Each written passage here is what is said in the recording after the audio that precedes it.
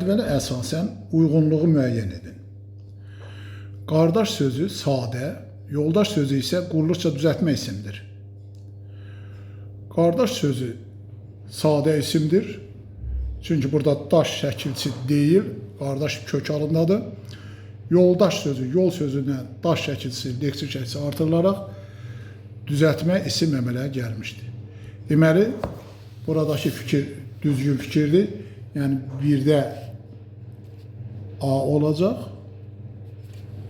İkincidə, daşı sözü həm çox mənalı, həm də amonimlik xüsusiyyətinə malikdir. Daşımaq sözü çox mənalı olsa da, amonimlik xüsusiyyətinə malik deyil. Burada yəni, daşı sözü həm çox mənalı, həm də amonimlik xüsusiyyətinə malikdir fikri yanlış olacaq. Yəni, ikinci söz D olacaq. 1A, 2D.